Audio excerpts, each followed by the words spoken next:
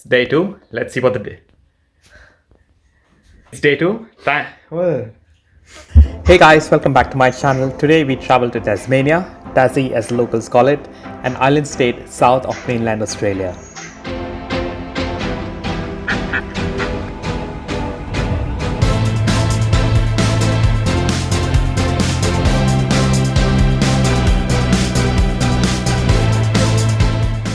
Before we start, here's a short message I'd like to share. Let's have a listen. For those who are close to me, they know that I'm quite environmentally conscious, and even when I travel, I try and do things that does not hamper the environment as much. One such thing is to carry bottles with us. We refill them at hotels we stay at or even restaurants we eat at. That way we don't end up buying plastic bottles. A couple of years back we traveled to Europe for 4 weeks and we did the same thing, and I'm sure we would have saved at least 100 plastic bottles that trip. So it's a really simple thing that each one of us can do to help the environment. Anyhow, 7 a.m. flight meant leaving home at 4:45 a.m. just in case you caught every traffic light to the airport, which we did, and it also gives buffer to careless humans like myself who are notorious for leaving things behind. In the past, I've left my passport in an Uber and also my laptop in a taxi in Rome. My passport I got back, but my laptop I didn't. And in the spirit of being myself, I thought, why not leave my laptop at home, which I did.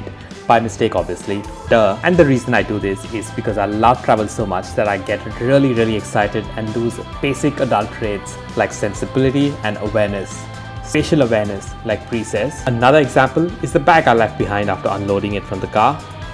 As I try and contemplate how to apologize to my clients for the little work that I had to do and erase the memory of my carelessness, I feel this is a great opportunity to request you to like, subscribe, share and hit the bell icon, as this would help my channel grow and make this all worth it. The only upside to leaving my laptop bag, which had my books in it, was that I bought this book called Ikigai, Japanese Secret to Living a Long and Happy Life.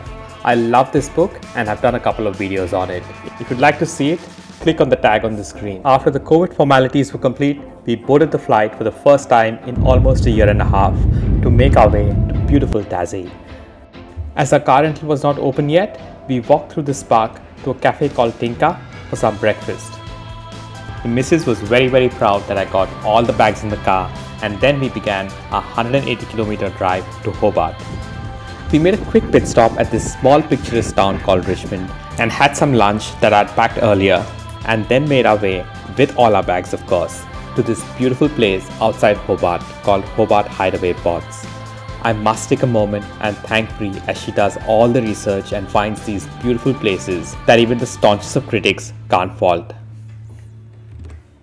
She then abandoned me as she explored the city centre, and I luckily found a cyber cafe and did some work. Oh yes, those things from the 90s still exist, mainly for gamers and the occasional idiot who forgets things. Work now done, we grabbed some chicken, rice and veg for dinner and headed to the supermarket, as I strongly believe that even on a holiday, you must try and squeeze in nutritious food between all the little treats you have. This keeps your energy levels high and helps you enjoy the holidays to the fullest. And that was day one. It was bedtime. I had a cheeky chocolate bar cause #holidays and read the mesmerizing Ikigai.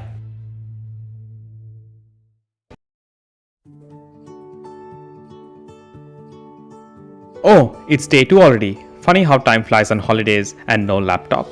A big thank you to my forgetful self. After being lucky enough to witness this sunrise that adjectives fail to describe, I had some green tea and exercised for around 30 minutes. What's that, you ask? Why am I exercising on holidays? Well, #30s, #slower metabolism, and let's face it, the backdrop makes it look sick on YouTube.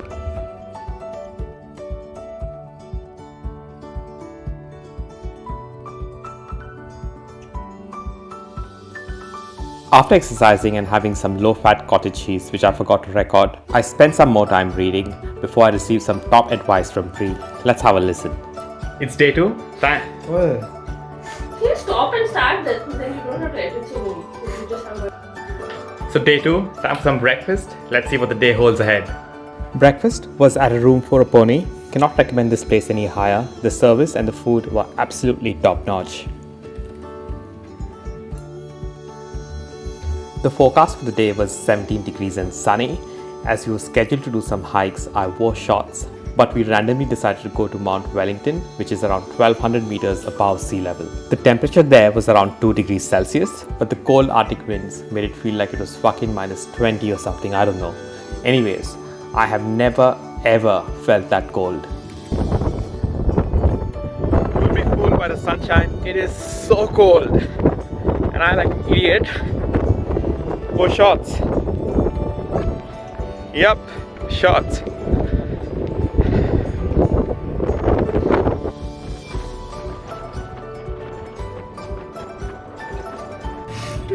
Fuck. Fuck, that was cold. That was so cold. It was so cold. On another note, something really common in Australia is that they do controlled burns in autumn and winter, which means that they burn small areas of forest. The logic is that it prevents bushfires in summer. I personally don't get it, and it really annoys me that it really pollutes the air around. After narrowly escaping hypothermia, we did a hike which was just over an hour at the Fernglade track, and as I mentioned at the start of the video, you can fill up your bottles just about anywhere. As we worked up an appetite, we headed to the suburb of Battery Point, where we had some cakes at Jackman and Macross. After that, we walked around, and how is this for a shot from yours truly? #flex. For the first time, I also saw a seaplane taking off. I went back to the same place for dinner and got a burrito, and Pri had some Thai. We had a quiet dinner in our pod reflecting on the beautiful day we had and how cold Mount Wellington was. This is the end of part 1. As always, I'm grateful for your time. Thanks for watching, and do subscribe to my channel as it'll help me grow.